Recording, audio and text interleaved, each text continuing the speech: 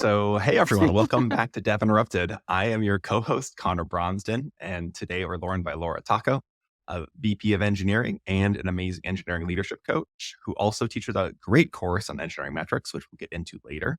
Laura, welcome to the show. Thanks, Connor. Great to be here.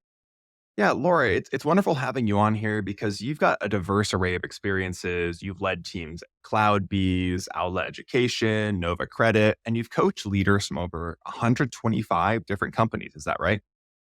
Yeah. I have had quite a breadth of experience now, especially since starting coaching full time about a year and a half ago. I've coached leaders through my course, and then I have some leaders that I work with on very extended engagements that last several months or sometimes several years. So it's been quite a different perspective being able to see into dozens of organizations at a time and see all the different things and all the same things that these teams are struggling with. And along the way, you've become a deep expert in developer tools and distributed systems. You've discovered, you mentioned that you enjoy debugging systems of infrastructure as well as systems of people. And today we're going to dive into both those things. So, systems of people and developer tools and how they play together and create magic when it comes to engineering teams. But first, let's get to know you a little better. So, you're a coach today. You've been doing it for a couple of years now. You've had incredible success. But how did you actually get your start in engineering? I got my start at engineering when I was maybe 11 or 12 years old. And I think, like many of you, most of you listening to this, you probably have your nerd origin story. I have I mine, think we which do. was when I Yeah. was, I had an old computer. My uncle was a sysadmin, and then my very first computer was like running Windows 3.1 and DOS. And my uncle, for whatever reason, thought, like, let's teach this child how to use DOS and like how to use WordPerfect. And I thought that was Oh, super so he was the cool. cool And uncle. then, I mean, he's still a cool uncle. Okay. Let's Okay. be honest, still a cool uncle. And that eventually turned into like, hey, let's give this child Doom and see what happens. And this is what happens when you give an 11-year-old child. I might have even been younger now that I think about it. This I is what love happens that. when you give them Doom. So I was around computers from a very young age, but it wasn't necessarily, aside from my uncle, something that was encouraged at school because I grew up in a small town in Wisconsin, of all places. So, I just didn't have a lot of the support system and encouragement that I had, but I kind of stuck with my nerdy streak. I am a kid that went to science camp, all the good stuff, and then I ended up not going into computer science at university because it just wasn't presented as an option for me. But stayed involved in UX UI design, and I actually learned programming as something that people would pay me money for via animation. So all of my nerdy hacking wasn't really giving me the skills to get paid. But over time, I had sort of figured out how to transfer that into something that people would pay me for. And I first got into front end development before going into back end development because, quite honestly, I find back end development easier than front end development, which I know is a bit of a spicy opinion, but web browsers are like the death of me. So, and from there, as you said, I went deep into infrastructure developer tooling. And then fast forward a bit, I move into leadership. And then here I am now. I'm curious if animation is still like a pet project for you or if you've kind of ditched that part of your life.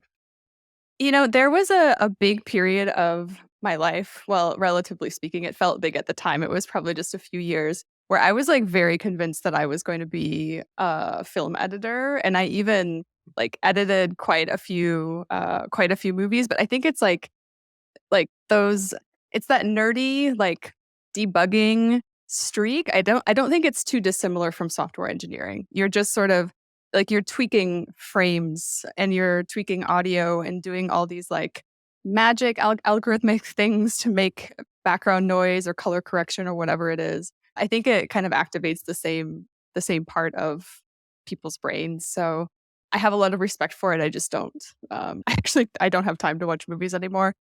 And you know how it goes. And but I do, yeah, I think it's still cool. But if I have time to do a project, I'm probably gonna pick something without electricity, quite honestly. Fair Just need a enough. break. Yeah, I think it can be hard when you're doing that full time work in engineering leadership in and diving deep and coaching other leaders to say, okay, like I want to keep doing that in my spare time. Maybe to your point, you want to garden or do something different where you're a Yeah. little differentiated from your focused work. And I know you've had this experience of working with companies all over the world.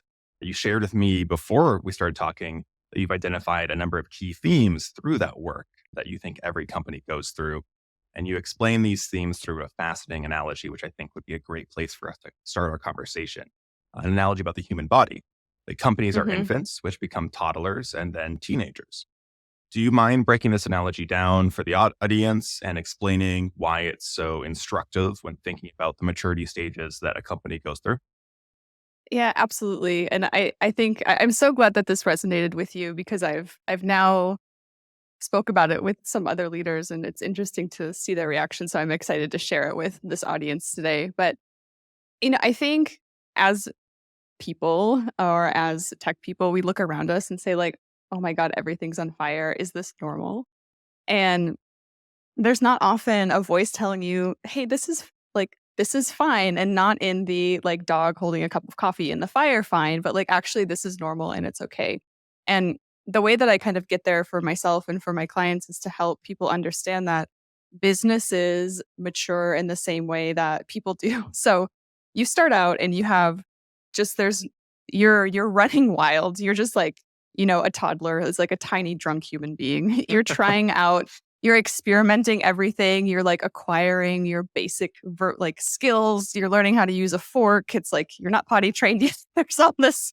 There's like chaos. I mean, that is really what you are. You're a tornado of chaos in those first few years of your life, and also in sort of the first few years as a company. And that's normal because in that chaos, you're testing things and experimenting things, and something sticks.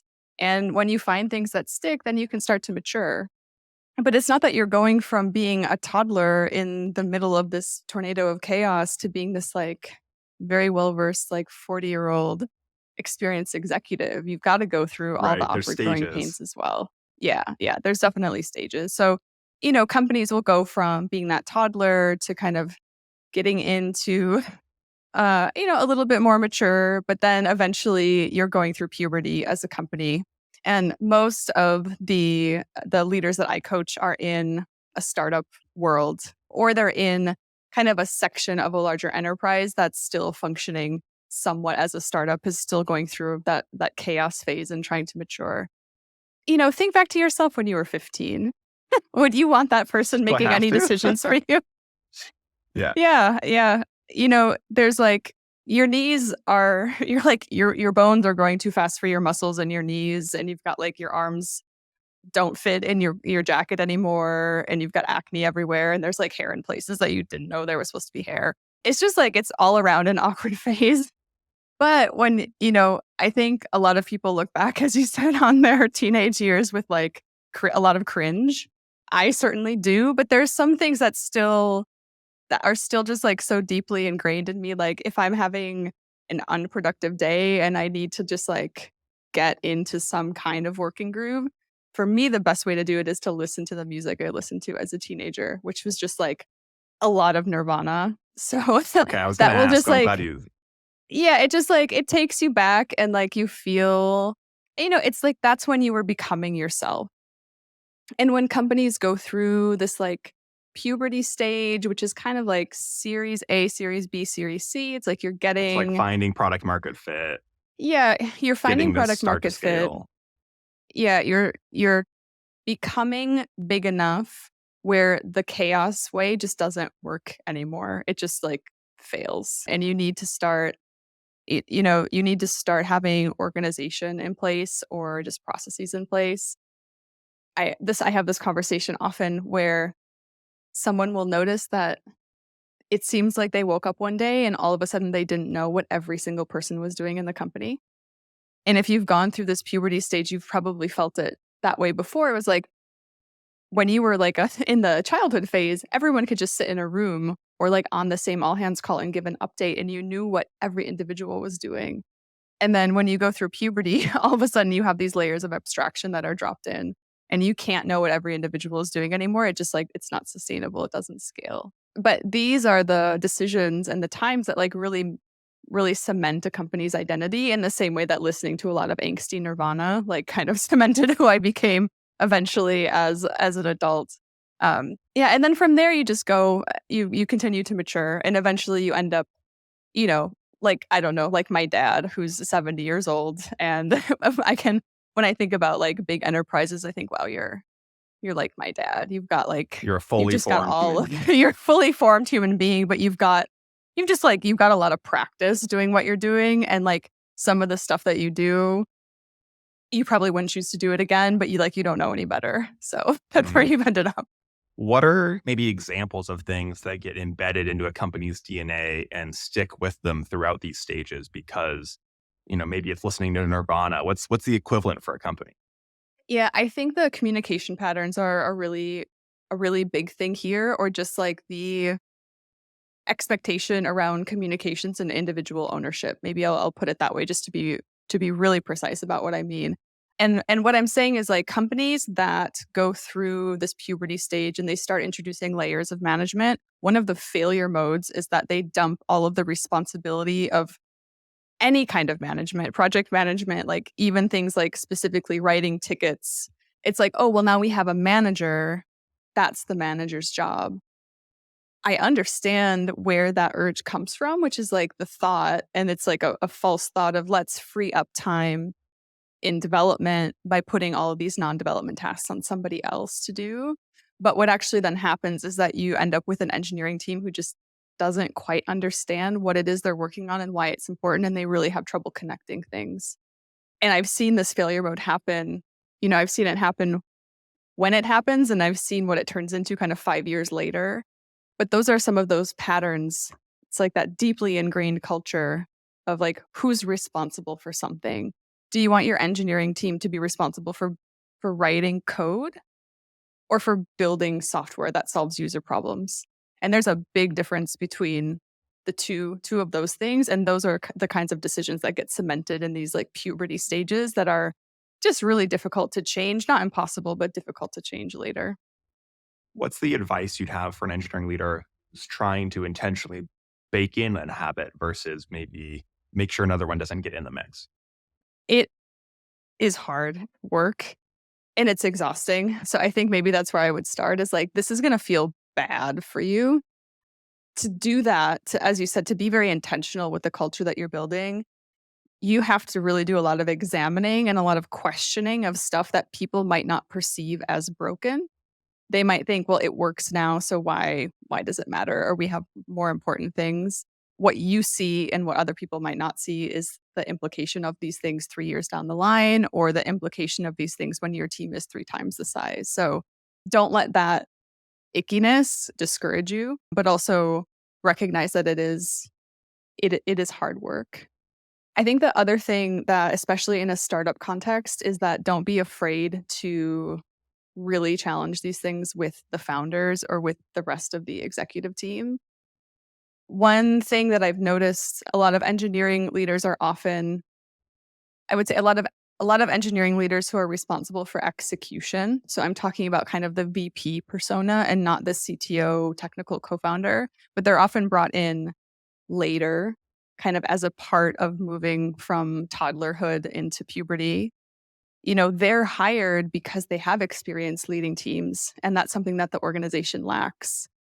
But one thing that can happen is that because there's already an established group of leadership, often the co founders, other executives, there can be a bit of a power struggle. But the reality is that no one else in that company knows more about leading an engineering organization than that VP that was brought in. And that is just, I think, something that those people doing that hard work of trying to be reflective and trying to be intentional need to remember that I'm here for a reason, and I should challenge these things, and I should trust my intuition, because your intuition is just, thousands of data points that you've gathered across your career as a leader that help you form opinions, and it's not just a gut feeling, it's much more than that. So don't be afraid to challenge even when it feels quite uncomfortable. So to use your analogy, this sounds like a common growing pain for a lot of companies that are kind of going to that puberty stage where they're saying, okay, like I need to bring in an experienced executive to help me lead this team and kind of level us up. But now there's this conflict with the I'll call it like traditional values or the learned behaviors built by the C-suite that's been there since the start, because that transition from, a 20-person team that's like really together, as you pointed out, and has like low barriers to communication to 100-person, a 200-person team, there's this scaling factor that comes in. Absolutely. I think you've summed it up so nicely, and I think describing it as a growing pain is exactly the right vocabulary to use when talking about these things. Also, growing pains are much better to have than shrinking pains. So, however painful it is, It's a good problem. it's a good problem to have. It's much better than not having that problem at all, or having this like artificial harmony where everything's like on this like a duck, like everything's fine on the surface, and then underneath it's just like this like I don't know, dumpster fire that's about to erupt Yeah. and just like spew garbage all over the place. So, I think there's comfort in growing pains. I think there's comfort in power struggles or comfort in those conflicts because conflicts happen when something is at stake. I would rather work at a company that has people discussing actual real things of substance than just this like artificial harmony where it, who knows if you're getting the outcomes that you really want. What are other common growing pains you see for these companies that are entering that scaling stage, that kind of leveling out of toddlerhood? Yeah. I think that low expectations is something I see all over the place, and I wouldn't even pinpoint this as to something that's specific to that that maturity or like that maturity phase from toddlerhood into puberty. I see it a lot there, probably more often, but I see it also in companies that are much more mature. And the reason I bring it up and even call it just low expectations is that when you are a scrappy lean startup, you are like fighting for scraps in a lot of ways. Like you're looking for talent, you're trying to get people who are bought into your vision enough to sign on the dotted line and say, "Yes, I'll work for you for this much cash and this much equity." You're really trying to get people to buy into your vision. And because you find yourself in such like a precarious position where truly the difference between your bank account being what it is now and your bank account being zero could be a matter of it could be a matter of days or weeks. It could be a matter of just like someone's bad decision or like someone leaves a NAT gateway open on AWS that you don't realize until it's too late, and then you know you end up with a bill with a few more zeros on it. But because there's this kind of scarcity mindset around things, I think we tend to kind of let things slide, or we've developed more personal connections with people. And when you have that level of, you know, friendship, quite honestly, it's easier to let that cloud your judgment when it comes to what the business needs versus what you want to do as a human who's friends with these people. So I think that's where the low expectations can start to creep in.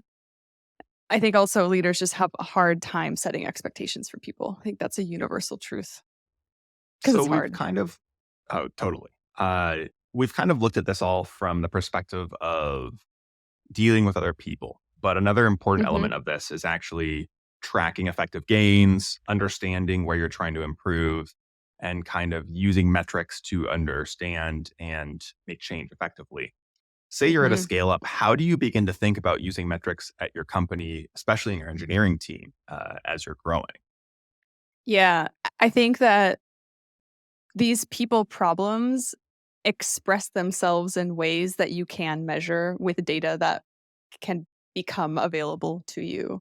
I'm a very I will talk about this book, How to Measure Anything, and there's a great excerpt in that book or a great like point, which is like my main point that I took away from the book, which is that if there's anything that's worth measuring, you can find a way. It's like take a clone of your organization, and one clone is the control, and then the other one is the experiment. And let's say we are talking about higher expectations.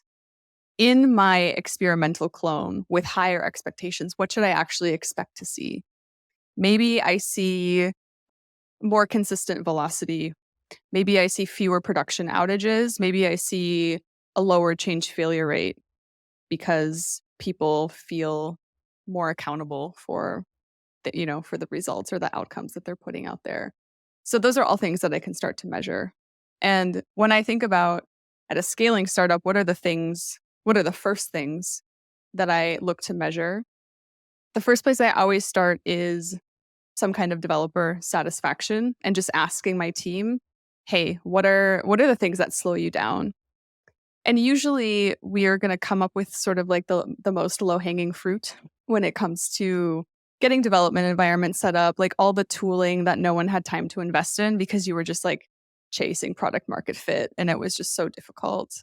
But chances are your team is going to be able to point you to the direction.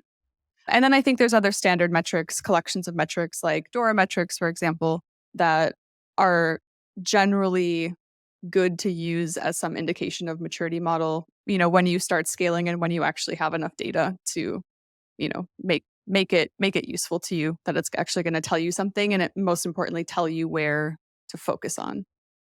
Do you view these as metrics that should mostly be internal, or should they be like pseudo external? And by that, I mean, like, should the board be hearing about some of these metrics? Like, oh, here's how we're doing on our developer experience satisfaction. Here's how we're doing on these Dora Mhm. metrics. What would you be reporting up as a, VP of engineering to your board?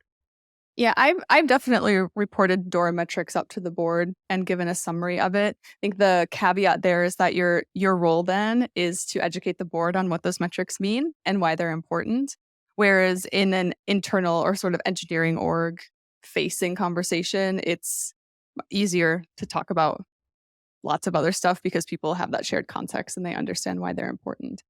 There's things that I would never take to the board, like I would never talk about percentage of flaky tests to the board. I would probably not talk about such specific things like number of comments on a PR to the board or these like very minute metrics that might be measuring a very specific behavior that I'm trying to influence, but aren't, sharing a bigger story that is sort of easy to understand for people who might not be coming from a software engineering background.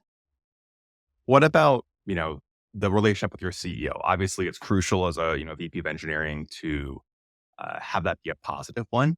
Mhm. Have you seen examples of when a CEO maybe dives into the wrong metrics and gets attached to data that you don't think is necessarily relevant? Yeah, I think the job of CEO is very hard. I'll just preface this with saying that I think it's easy to harp on the like uneducated CEO who doesn't understand software engineering, and I think any good CEO has a solid enough foundation of that branch, but also as a VP of engineering, it's your job to make sure they understand it. So there's only so much you can do, of course. But let's assume this is a partnership and we want to have a positive relationship. Sales, looking at the revenue side of the company, you've got a number. There's one number, it's revenue. And from that number, of course, you can look back or you can go backwards and say, okay, well, how many calls did we have? Qualified leads. There's all of these other indicators. But at the end of the day, it's money. It's clear reporting. Yeah. It's so obvious whether it's like we're just doing well or we're not doing well. There's just like one number. And the hard thing about software engineering is that especially for product companies, and most of my experience is in SaaS product companies, there's really not one metric that only the engineering organization has influence on. There's so many different ways to set KPIs and metrics. We can talk about North Star metrics, and I think that's maybe one of the most uh, popular ones that many people who are listening to this might have some experience with. But you're not working in isolation to reach that North Star metric of whatever it is, engaged users or number of uploads or whatever. You've got a product team, you've got a whole go to market team, you've got this like entire system of cogs working together. Software engineering is just one part of that. But from a CEO's point of view, where is most of the salary money going in a company? It's going to Probably software engineering. engineers. Absolutely. So, you know, we can harp on a CEO who's like, how many lines of code were written? And I mean, I will be the first person to tell you this is not a good metric. I think we can all agree lines of code is not a good metric. But, looking at where the pressure comes from, where they're rewarded, what the other patterns they have in other parts of the business, I can understand why lines of code is a tempting metric to look at. So it's your job as a VP of engineering or engineering leader to try to educate people on why lines of code is not great. But it's also, it's really hard to pick one metric that matters because time and time again, research shows us there just isn't one single metric in the same way that we have revenue on the sales side. Yeah, it's interesting you bring up the sales comparison because this is something we think a lot about at Linear B. So our CEO, Ori Kieran, who's a former VP of engineering himself, wrote this great blog that I think is very relevant in this case. Why being VP of engineering was harder than being CEO. He's a CEO today of Linear B. And he talked about this exact comparison where he's like, look, it's really hard to make that translation point for your CEO. And like even now in the CEO role himself, he has to struggle with this challenge at the other end where like he's not in the engineering team every day. How does he understand what's coming out of Hmm. that team when, to your point, it's so much easier to look at what sales is doing? And this is where I think tooling and making sure that you have access to the right metrics so you can then be that translation layer is so Hmm. important. Are there particular areas where you think tooling can help engineering leaders define metrics and set expectations with the C suite and board members? Yeah, I think that metrics like door metrics that have a large amount of industry benchmarking data can really help a board or a C suite put into context the performance of your own organization. Because without that context, it's just sort of like, here's a data point floating on a graph. And I don't know what it like, it's just hard for me to know if it's like good, is it bad, is it going up or down? I can tell you that over time. But I think context is so important to these leaders to help them really understand what these metrics mean, what's the comparison to other teams at similar stages, what's the threshold in order to know when something is like too far down or too far up, and then most importantly is like what are you going to do about it? So let's say we have the metrics now, we're starting to report them to the board, to the C suite. How do you justify the use of those metrics as you kind of grow in maturity level as a company?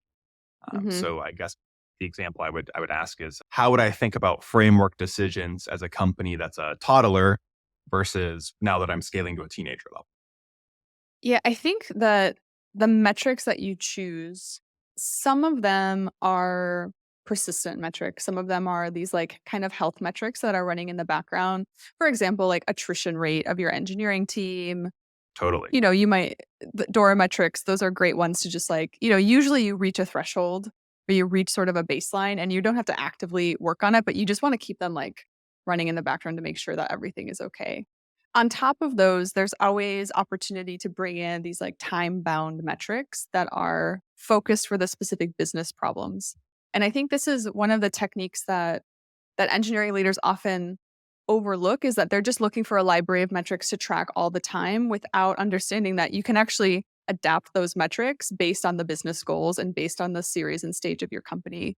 So for example, a scaling startup, one of the areas that I emphasize with companies in that stage is looking at time to first commit for new hires, looking at local development setup time, looking at how long it takes you to run tests locally, how long does it take you to build CI, what's the deployment frequency because you are growing and scaling and you can't do that unless you have new people coming in and learning what to do quickly. And if their feedback loops are taking like a week at a time, it just like your company is going to move at a snail's pace and that's just not healthy when it comes to scaling. But an old enterprise that's like steady state or a team that's like in maintenance mode, they don't need to look at those things. It's not important. So that's why this like one size fits all kind of just like library of metrics that everyone should track just doesn't, to me, in my opinion, just doesn't work because there's just different needs for different teams. And it's important to be in tune to like what are the variables that should change.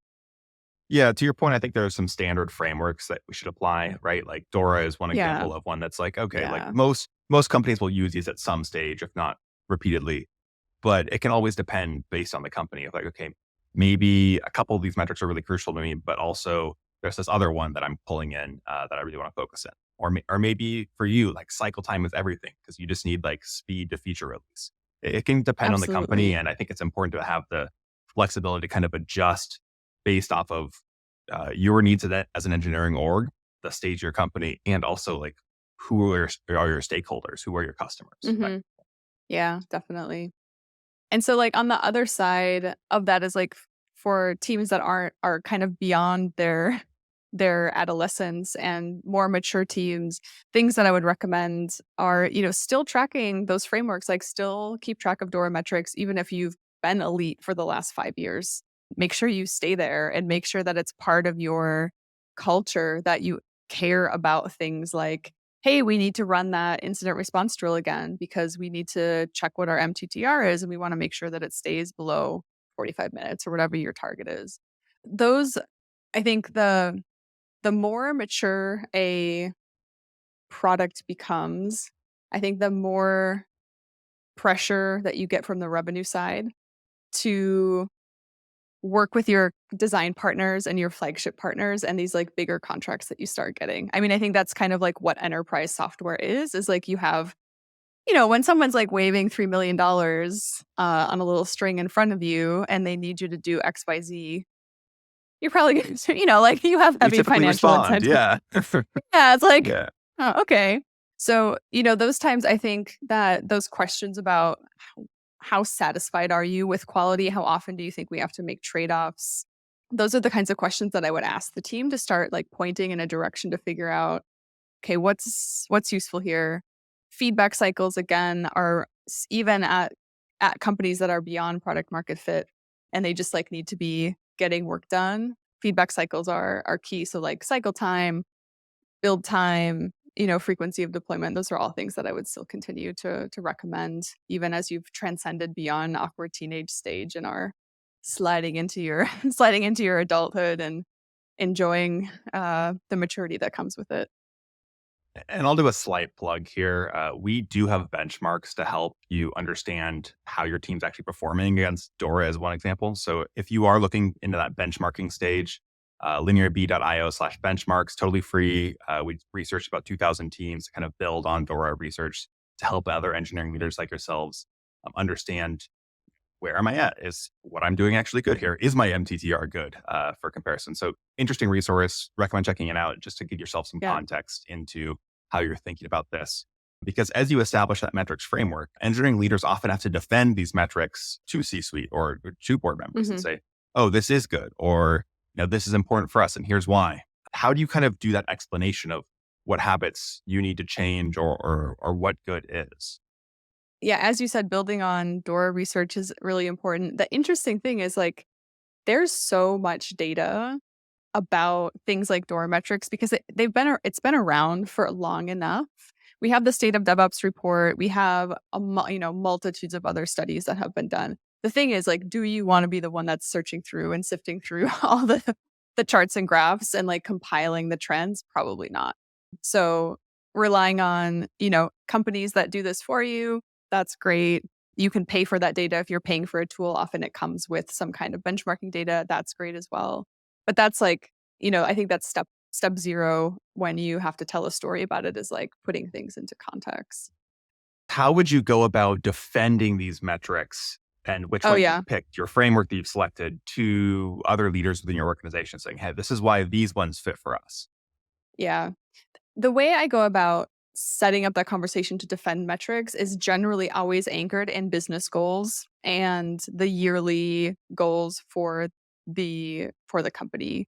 I think as, the higher you get in management, the more you need to speak business and the more comfortable that you need to be just generally talking about business goals versus your own departmental goals. And if you're trying to defend your metrics because there's a huge disconnect between what your department is trying to accomplish and what the business is trying to accomplish, that's not a them problem, that's a you problem that you need to Right? fix because that means that your priorities just aren't lined up. So, for example, what I referenced before with this scaling company who's going to have expanding headcount and focusing their metrics on, first of all, engineering excellence. We're looking at things like Dora metrics and picking these frameworks, but then also supplementing that with metrics about onboarding, time to first commit, local development. These are all things that enable the business goals of scaling up a team. So the story there, the narrative is rock solid. But if I were to come in and talk about this like heavy emphasis on I don't know, security and whatever else that's, and not mention hiring at all. I wouldn't be surprised if I had a room of people scratching their heads at me and saying like, this just Totally. isn't what we're looking for. Yeah, and I think this brings up something interesting. So there were the space metrics that were released, what, 2 years ago now? And there's Hmm. also been this big push recently about talking about developer experience. And you reference that one of your viewpoints is that one of the first metrics that an engineering leader should pay attention to is developer satisfaction, which I think leans heavily into that DX space framework. How do you Hmm. think about this, like developer satisfaction, developer experience metrics? What would be the approach that you'd recommend to engineering leaders to figure out what the right pieces of that to track are? Yeah. So you asked me about defending the metrics to the board, but what we haven't Right. touched on is defending the metrics to your team. And I think this is Ooh, great where point. that developer satisfaction piece comes in. Because the board, like, they're hungry for metrics. You don't need to convince them that tracking numbers on a piece of paper is a good thing to do. They're like, True. give me it all. Yeah. Your team, though, guarantee they're skeptical. They're like, hey, what are you up to? What are you going to do with this? How is this going to impact my job? How is this going to impact the work that I'm doing? So I very strongly recommend that the team is involved from step zero of implementing metrics if you're doing it for the first time. The line that I will repeat, and like I'll rent a plane and fly it and skywriting, is that developers want to be consulted about the performance and productivity of their teams, not just informed about it. And Absolutely. throwing up a dashboard that says, shame on you, you all took 72 hours on average to review PRs this last week. You're not good. That's a smell in your team.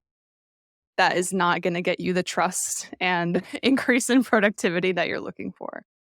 So when I think about implementing metrics or introducing metrics, I do always recommend starting with a conversation with the team or even a survey.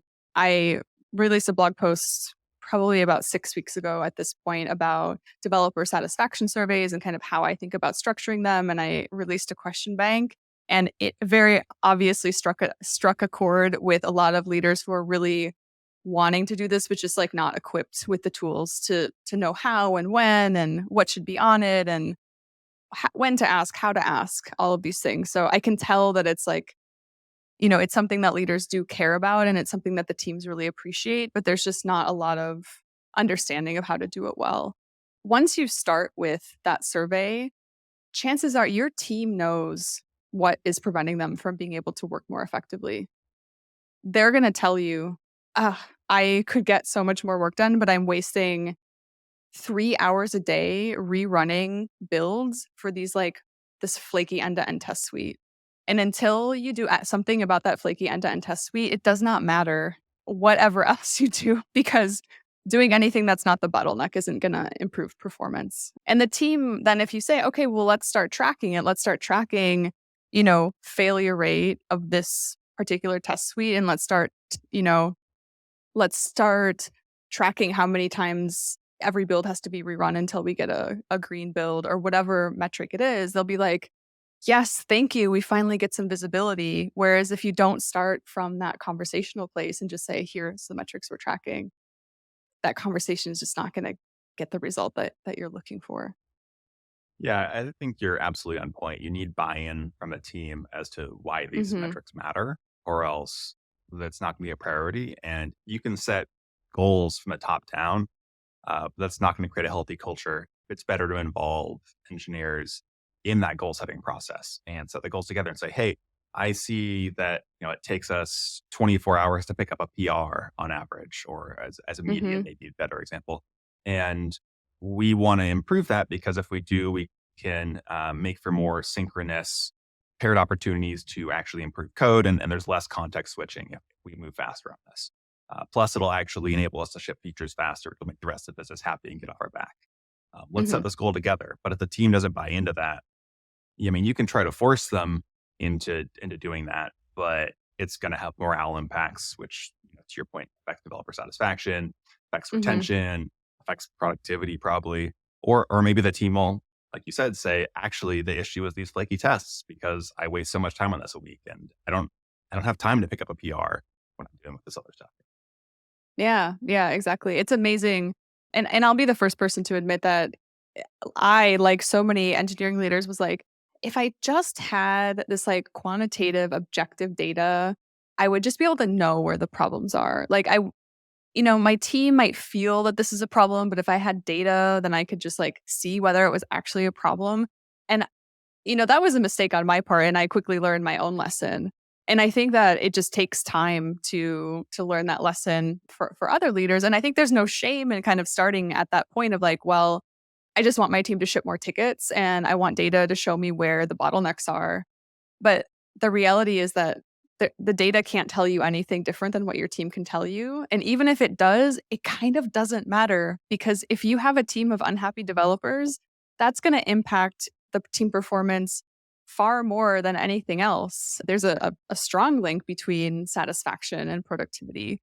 So just by like listening and initiating the conversation, that's going to have a positive effect in and of itself.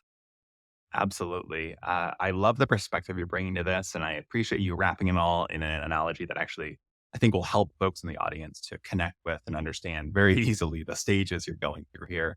Thanks for coming on the podcast. It's been a really wonderful conversation. Before we go, I do want to mention you have a great course on this that you teach. Let's give a little plug here. Can you tell the audience a bit about the course you teach on metrics and your approach? Yeah, yeah. Thanks for having me. It was a great conversation to talk about metrics. I think in a way that they're not often talked about, especially by engineering leaders, as being kind of team first, and then to relate them to like your grow this growing like organization going through all the stages of development is so important. I teach a course called Measuring Development Team Performance. You can find out more about it by going to my website, which is lauratacho.com. Laura is Laura and Taco is TACHO.com. But just click on courses and you'll find it. But this is a cohort based course, which means you are in a group with usually about 30 to 35 other engineering leaders who are all looking to implement metrics in their companies big and small. So you get to learn from them. I do some lectures. We have a group project. You get access to templates from me, coaching from me.